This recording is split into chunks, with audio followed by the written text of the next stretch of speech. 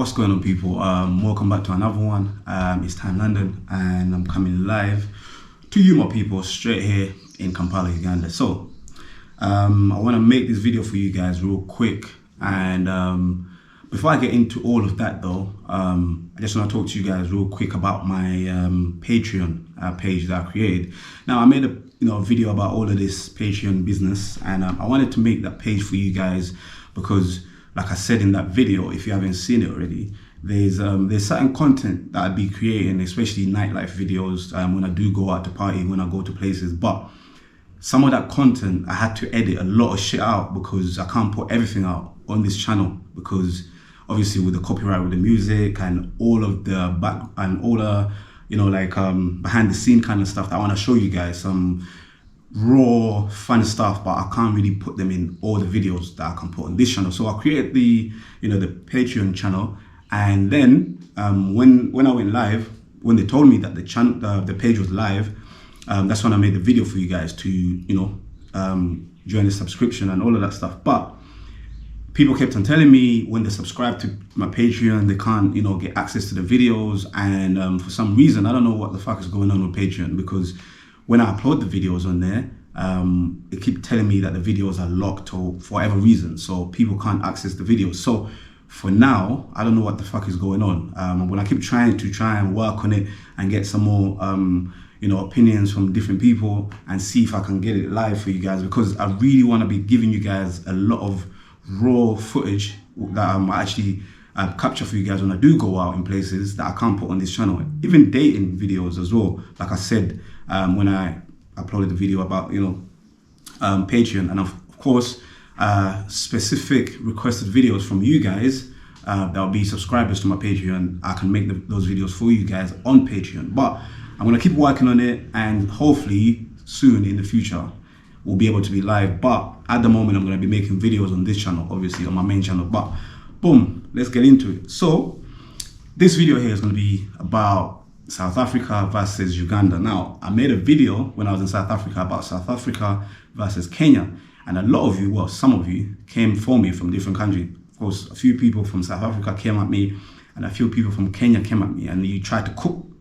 you tried to cook me in it. But look, when I make these videos, one country versus the other, it's just friendly competition, just comparing, because all of it is based on my experiences to when I go to these places. And of course, I make these videos for you guys that might not be sure which places to go to, and I'm trying to make these videos for you guys to kind of like tell you guys what I've experienced and hopefully help you guys out to know what to expect when you get to those places. So all right, boom, let's get into it. I've got my list here.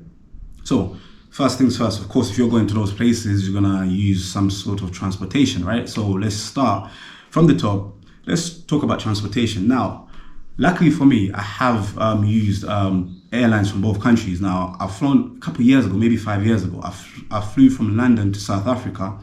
I flew with South African airline when I was coming from England to Uganda. So I had to land in Johannesburg and then connect from there and then come to Entebbe to Uganda. So I have used South African airlines. Now, I didn't really have a good experience with South African airlines, but obviously maybe some of you guys might have different experiences, but I didn't, because when I got to when I got on the actual flight, it was a 10-hour flight from London to South Africa, and these guys didn't really have no charging ports. Obviously your boy was flying economy and stuff. There was no way for me to charge my phone, and they didn't even have no screens to watch no movies or whatever. So that was the onboard entertainment was kind of crap. So there was no entertainment. They only had like a few screens on the roof where everybody can watch, if you know what I mean.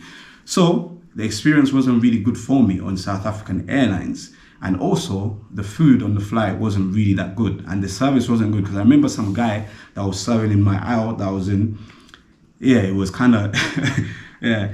We ended up, we became cool before I left the flight or whatever, but like, yeah, it wasn't really a good experience for me flying with South African Airlines. But again, I'm going to be clear, that's nearly 5 years ago, or even more than 5 years ago. So maybe it's changed, so I don't know.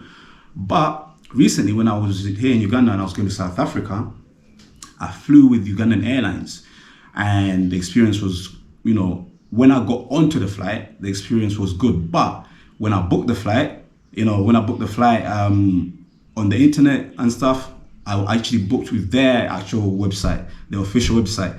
They fucked up my flight tickets, as I explained to you guys in the videos before I actually went to South Africa. So the experience wasn't pleasant before I actually got onto the flight. But once you get on the flight, once you make it on the flight, eventually, the service is amazing. The onboard entertainment is amazing, and everything is good. But it's just that getting onto the flight. Even when I was leaving South Africa and coming back to Uganda, again, I explained it in the video when I was leaving. So the service, the whole experience before getting onto the flight was kind of like trash.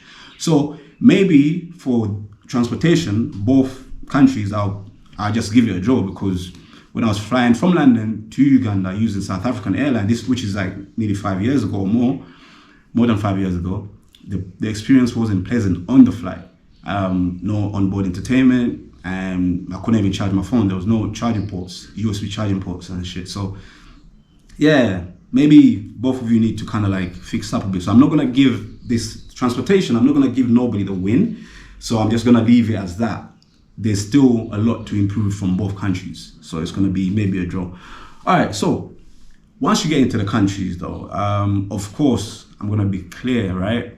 I've only been to South Africa once, and I've only been to Joburg and Josie or Johannesburg. So I'm not really going to go, but I will say though, like from what I've seen, and obviously from what I've been hearing, and from what I've been seeing from, obviously different content creators' videos, when it comes to cleanliness, which I'm gonna go into next, I'll definitely give it to South Africa, because overall I think South Africa takes more pride into cleaning more, especially the streets and stuff. If you guys seen my videos when I was in Joburg, you could see like I couldn't stop, bragging about how clean the streets were. And of course I was staying in one of the richest, places in Joburg, which is Sandton. Amazing place, man. I'll definitely go back in the thing. So you guys from South Africa, don't try and cook me too much. I love the place. I will be back, definitely. And I will try to visit Cape Town and, other places. And also I went to Soweto. Soweto was amazing, man. But anyway, before I carry on, giving you guys too much credit, South Africa, I loved it when I was there. So the cleanliness, I spent a lot of time in Uganda, innit? And yeah, they still have a lot of, they still have a lot of work to do and a long way to go when it comes to cleanliness. And I'm sure a lot of people who've been to Uganda, they will be able to clarify. I mean, even if you go to deep in Kampala, especially like downtown or whatever, or even like some uptown places, like they'll be a bit clean, but nowhere near South Africa. So when it comes to cleanliness, even though I've only been to one city in South Africa, Joburg, I will give, the cleanliness, the edge, I will give it to South Africa, man, because you guys really, yeah, it's that the levels, there's levels to this, and Uganda needs to, fix up a bit. So let's talk about professionalism in public sectors. All right, so like, again, when I was going back to transportation, when I was using the airlines from both countries, the professionalism on the Ugandan airlines was amazing. The service was great. But in the actual country, in some sectors, when you go into like, for example, when you go to like restaurants and stuff, the service in Kampala it's okay. It's not bad, but it depends on what places you go to. And when I compare that to, like, for example, restaurants in South Africa, or when I go to shopping malls in South Africa, compared to shopping malls here, I think the professionalism is kind of like, I'll give it to South Africa a bit more, because there, of course, the country overall is a bit more developed than Uganda. But here, they do try, especially when you go to supermarkets and stuff, they do try and, with professionalism, and even help you out a bit more, trying to carry your trolleys for you, help you out and stuff. So maybe the professionalism, I'll give it to South Africa. I'll give them the edge, because they're a bit more developed, and of course they're a bit more, what can I say? They're a bit more professional. Yeah. So I'll give it to South Africa, because when I went there, I tried to see how they treat me when I go to places like various bureaus to exchange money. When I use Ubers, how professional they are. I mean, let's not even go there. But I think I'll get to that anyway when it comes to, Ubers. Yeah, I'll get to that. But with that, no, actually, let me just pull it in professionalism with Ubers, with the service overall. Even when I got to my apartment in South Africa, the professionalism, the way they treat you in those sectors, transportation. I mean, we want to talk about Ubers and stuff. Even though when I go on to South African airline traveling, like I told you guys earlier, the service wasn't that great, but in the end, they kind of like brought it back. They kind of like made up for it. So, but then when I got to South Africa, in the actual country, all the way from the airport, all the way into, getting a car, from the airport, getting to my apartment and stuff. Yeah, so, yeah, the professionalism, yeah, South Africa takes that. Let's talk about the weather.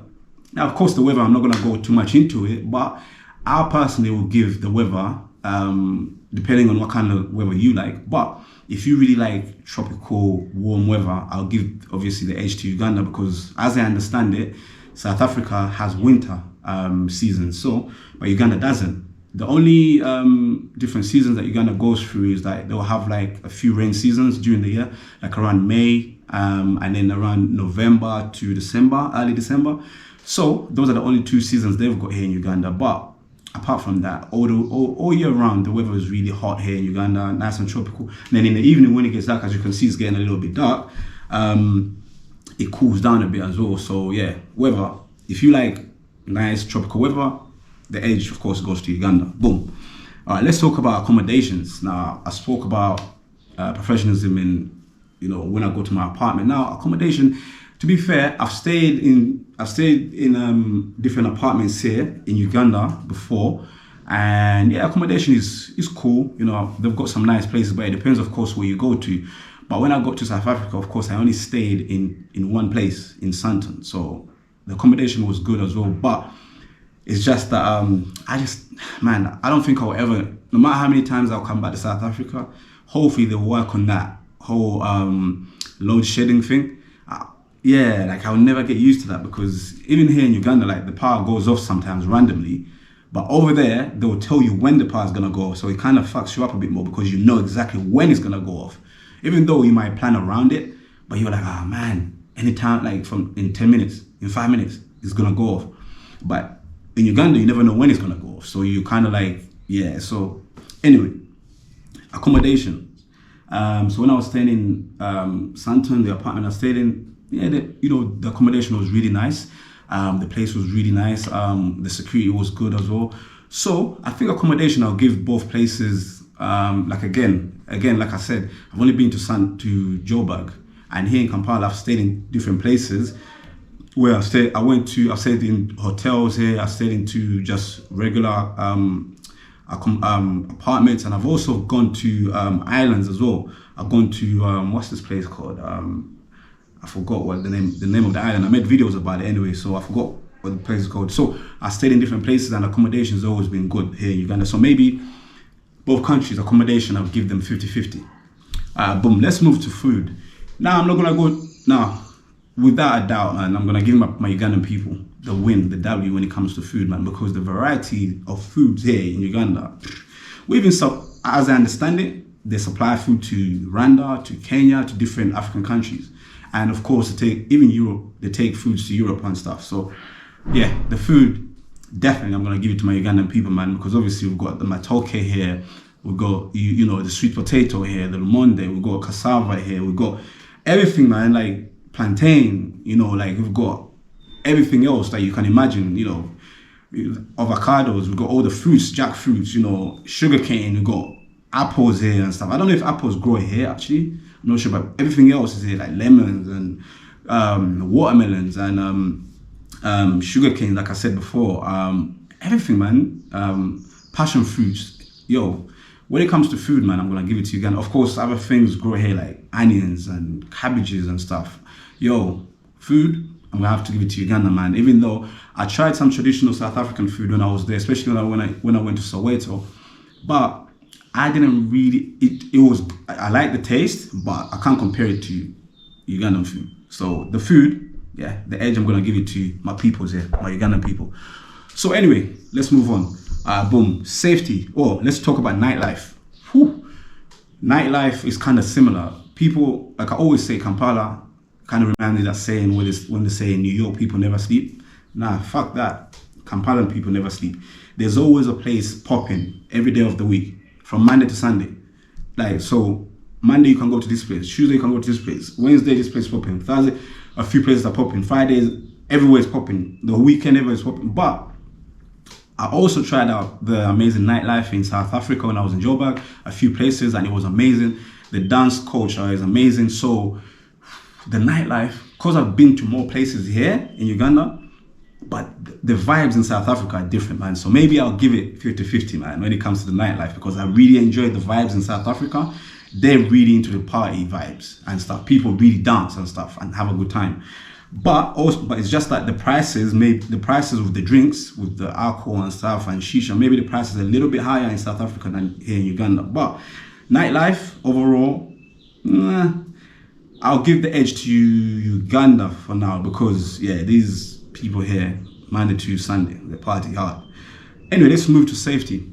Now, when I was in South Africa, again, I was in Joburg in Sandton, so I felt pretty safe walking, during the day, even at night, going out, using Ubers and stuff from my apartment and all the way back to my apartment after the night ends. So the safety was amazing. Like, I didn't feel out of place. Even when I went to Soweto, even though I had a tour guide with me, I didn't, see any danger when I was there. But then again, I was only in one place. Even though a lot of people from South Africa kept on telling me, oh, be careful, blah, blah, blah, warning me about places like to be careful in South Africa. But I felt pretty safe, man. So for me, thank you, South Africa, for safety. But also here in Uganda, like, I've never really had any safety issues here when I'm in Uganda. Even when I go out at night, normally, most places are normally safe. So thanks to Uncle here, the president here, he really takes security very seriously. And both places, I think, with the security, I think I'll give both places, I'll give it maybe 50-50, because I had no issues when I was in South Africa, and I've never had no issues here in Uganda, really. So yeah, 50-50. Safety now. Okay, let's talk about talent. And when I talk about talent, I'm talking about the ladies. Now, like I always say in my videos, beauty is everywhere, innit? Wherever you go, there's going to be beauty, depending on what you prefer. Now, here in Uganda, of course, there's a lot of people come to Uganda. You get like different tribes here in Uganda. You get the Bagandas, of course. You get the Banyankoles. You get the Bagisu. You get the Banyoros. So different tribes here. So you get people from different tribes and stuff, and they look a little bit different. So there's beauty everywhere here in Uganda. You get a variety. And of course, when you go to South Africa, you get the Zulus. You get the Afrikaans. You get the colored people and stuff. But beauty is everywhere. But I'm not going to be biased and say there's more talent here in Uganda. It's just that even though I was only in one city in South Africa, like, they've got more, how do I word this? Like, the quality is higher, in my opinion. The quality is a bit higher when South Africa. Like, it's rare, like, you see, like, beautiful women in most places you go to. I mean, you go to supermarkets, you see beautiful women. You go to, obviously, nightclubs, you see beautiful women. On the roads, you're walking, you see beautiful supermarkets, restaurants, airports, people that work at the airports. So people that work on the airlines. But then it's the same here in Uganda, man. Obviously, here in Uganda, people fly in from even different countries. So you might fly in and meet.